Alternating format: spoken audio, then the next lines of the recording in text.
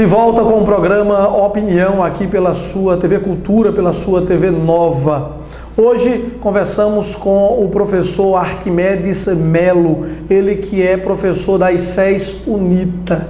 Olha, a Bíblia diz em Colossenses: e tendo cancelado o escrito de dívida que era contra nós e que nos era prejudicial, removeu inteiramente, encravando-o na cruz.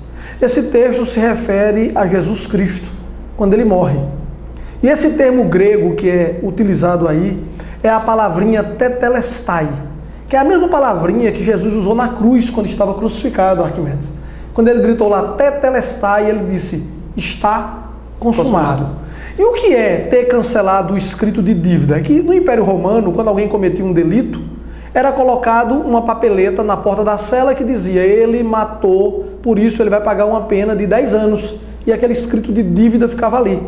Quando ele completava os 10 anos de sua pena, aquilo era entregue na mão do imperador ou do governador, e ele pegava o seu anel e carimbava com essas palavras: tetelestai, ou seja, está consumado, está pago. Ele não pode pagar de novo por esta mesma dívida.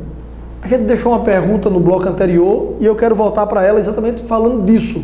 Porque a gente tem presídios superlotados, pessoas que vão para o presídio sem ter ainda uma pena, ou seja, ele não tem ainda um escrito de dívida, ele tem apenas algo subjetivo, que é uma suspeita de um crime, não teve julgamento nenhum.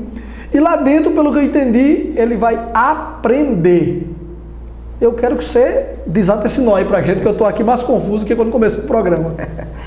Olha só, primeiro eu queria deixar bem claro para os telespectadores, porque muita gente da mídia, principalmente a mídia sensacionalista, ele vive desses programas que mostram a miserabilidade das pessoas quando vítima. E aí gera uma sensação de que a sociedade se coloca no lugar da vítima e quer a vingança também. Eu quero dizer que o indivíduo que cometeu o crime, ele tem que ser punido, ponto. A lei é clara e é para todos. Porém, ele tem que ser punido dentro da lei. Se nós continuarmos punindo várias vezes pelo mesmo crime, como a gente faz, o que é que vai acontecer? Vai aumentar a violência. E aí, não é somente do ponto de vista do delinquente, é da sociedade. Porque se esse delinquente, ele é tratado de tal forma que ele saia mais revoltado ainda, ele vai produzir mais crimes contra a sociedade. Então, o que é que a gente tem que entender? O sistema prisional, ele tem que ser feito para punir todo aquele que cometeu o crime e merece ir para ali. Mas tem muita gente que não era para estar ali. Como assim? Todos nós, sem exceção, somos passíveis de ser criminosos. Vai depender de qual é o nosso bem que é violado. Por exemplo, meu bem maior, minha filha.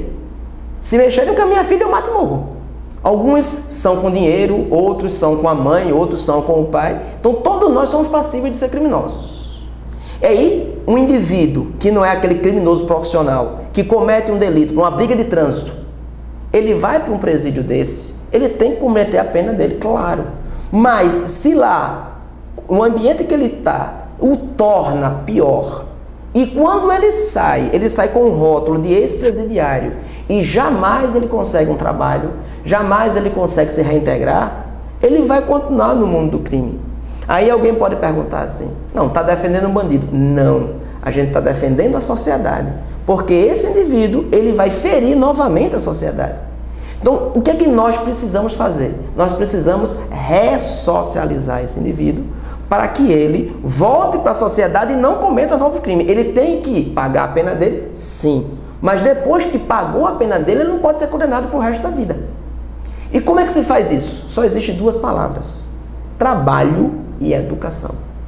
Então, dentro dos presídios, além dele cumprir a pena dele, ele tem que ter ofertado a ele um ofício para que ele, quando saia deste ambiente, ele tenha a condição de se reintegrar. Então, um caso muito interessante de um rapaz que saiu da penitenciária, e aí ele fez várias entrevistas, ele era um bom carpinteiro, e era aceito. Quando descobriam que ele era ex-presidiário, ele não mais conseguia ficar no emprego. Então, uma vez ele conversando comigo, fez: professor, já é a quinta ou sexta vez que as pessoas me dão emprego, o trabalho dele, quando descobrem pessoas ex-presidiários, só estou na rua.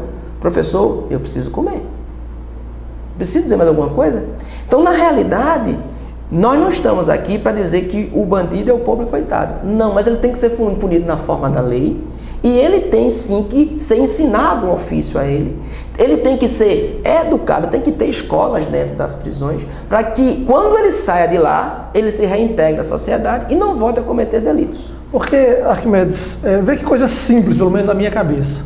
Se o preso não tivesse nenhum benefício enquanto estivesse preso, a não ser trabalhar, receber pelo seu trabalho, e por cada dia trabalhado, aí sim, receber um benefício de diminuir sua pena, um dia trabalhado, um dia a menos na pena, iria fazer aquele processo de trás para frente, ele iria estar responsabilizado. Sim. Ele iria voltar para a sociedade com uma profissão. Querendo ou não, a sociedade estaria apta a estar de braços abertos a recebê-lo, porque na cabeça tinha visto que ele cumpriu a pena. Porque hoje em dia a pessoa que está aqui fora fica querendo que ele seja esgoelado lá dentro. Porque a gente quer fazer com que ele seja punido. E como ele não é, a sociedade inflamada deseja tudo de ruim. Quando alguém mostra um presídio, uma cela com 25 pessoas numa cela de 4, o pessoal diz, bem feito, porque ele fez aqui fora, tem que pagar ali dentro. Mas se ele fizer isso, como é que ele sai? Eu vou só dar 2 exemplos de crueldade. Ele tem que cumprir a pena dele, tem que cumprir a pena dele. Mas veja o que acontece. Se nós pegássemos a maioria dos presídios brasileiros, a grande maioria, se todos os presos que estão dentro daquele presídio resolvessem dormir no mesmo horário, não cabia. Então existe um revezamento. Parte dorme um pedaço da noite e outros ficam em pé. Depois, esses que estão deitados acordam e os outros deitam para poder dormir. Quer dizer, ele não tem o direito de dormir. Porque se todos se deitarem, não cabe dentro do presídio. Outro, isso é um depoimento de um preso numa cela que a gente entrevistou. Ele diz o seguinte, que ele implora para a esposa vir para o dia de visita, porque essa esposa vai praticar sexo com vários dos presos. Porque no dia que ela não vem, ele vai ser feito de mulher por vários presos. Então, observe a barbárie que é esse mundo. Então, quando esse indivíduo sair de lá, como é que ele sai? E a sua colocação é perfeita. Se ele tem, além do trabalho que você colocou, mais uma educação, porque educação é tudo. Se ele sai com uma educação, a cabeça dele vai ser diferente. E a possibilidade dele cometer novos crimes é muito menor.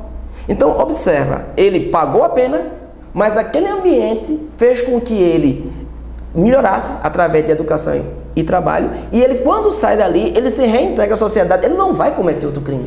Então nós não vamos estar expostos a novos crimes. Além disso, existe uma outra coisa que no Brasil é maravilhosa, porém não é feita a contento, que são as penas alternativas. Então, se nós tivéssemos um sistema de penas alternativas bem ajustado, bem feito, porque o projeto é bom, nós teríamos muito menos gente no presídio. Imagina o seguinte, uma pessoa de posses, que tem dinheiro, e aí ele bebeu demais e atropelou alguém, não matou. Aí o que se faz? Pena alternativa para esse indivíduo. Porque não matou a pessoa se recuperou, etc e tal. Qual seria a pena alternativa? 2 anos dentro de um hospital para acidentados. Ele vai ter que passar 2 tardes, 2 manhãs do tempo dele ajudando e vendo como é que funciona. Quando ele terminasse esses 2 anos, a possibilidade dele se embriagar e dirigir de novo seria mínima. Mas são as penas alternativas. Eu tenho dinheiro, mas aí eu pago como pena para ele 20 cestas básicas. Em que momento ele vai entender que aquelas 20 cestas básicas pesam para ele para ser uma pena? Então, na realidade, nós temos instrumentos hoje. A própria lei não é uma lei ruim. O problema é que o sistema está travado. O sistema ele é feito de tal forma para se vingar. E quanto houver a vingança, haverá mais violência. Em alguns estados americanos existe a tolerância 1, 2, 3. Não sei se você conhece. Sim. Que aquilo ali é uma tortura, mas Isso. ao mesmo tempo ele aprende. Porque quando uma criança comete um delito e vai para um presídio, passa ali um dia com diversos presos atormentando a cabeça dele, dizendo o que fez, o que não fez, que estuprou, o que matou, se estivesse no lugar dele não voltaria, ele está vendo, como você acabou de dizer, está no hospital vendo o cara com a perna quebrada, ele com a barriga toda estourada, a cabeça sangrando, ele vai pensar 2 vezes em beber para fazer aquilo de novo. Mas aí, em relação à criança, eu posso gerar um trauma grande nela e ser até pior. Já porque até a primeira infância, até os 7 anos, é onde nós criamos nossos filtros sociais, onde criamos nossos conceitos. A partir daí a gente lapida entram poucos. A esmagadora maioria se dá nessa primeira infância. Então, às vezes, esse tratamento de choque pode ser pela culatra. Mas deixa eu dar um dado para você, que talvez você não tenha. O sistema prisional americano é o maior do mundo. Nós temos 3 milhões de americanos presos, enquanto no Brasil são 700 mil. E os... mas eu interromperia aí para dizer que no Brasil tem 700 mil, lá tem 3 milhões, porque lá se prende. Aqui tem 700 mil, porque tem fora mais de 20 milhões que deveriam estar na cadeia, que não vai, né? Na realidade, nós temos 365 mil mandados de prisão não cumpridos no Brasil. Mas o que eu vejo é o seguinte, existe nos Estados Unidos as prisões chamadas super máximas. Elas estão sendo fechadas. Por quê? Porque os indivíduos que estavam nela transformaram de tal forma muito pior do que entraram. Então você percebe que às vezes o excesso de força ele não é benéfico. Então na realidade o que é que nós temos? Nós temos que aplicar a força sim, dentro da medida correta. Aí você tem outros países como Holanda, como Noruega, como Japão, como vários outros, que o índice de violência é pequeno, é menor, o número de presos é muito menor, mas por quê? Porque a punição a esses indivíduos, além de que eles têm educação, saúde, etc e tal, chamado controle social informal, mas a punição desses indivíduos, ela é mais adequada. Então, o que a criminalidade busca é, se você comete delito, não é o pobre coitado, puna-se, mas puna-se de acordo com a lei e de acordo com o crime que ele cometeu. Então nós temos aqui, por exemplo, na PJPS, um caso que a professora Perpétua me passou, que era o seguinte, o indivíduo estava preso há mais de 5 anos e esse indivíduo, ele não tinha sido julgado ainda, estava lá esperando.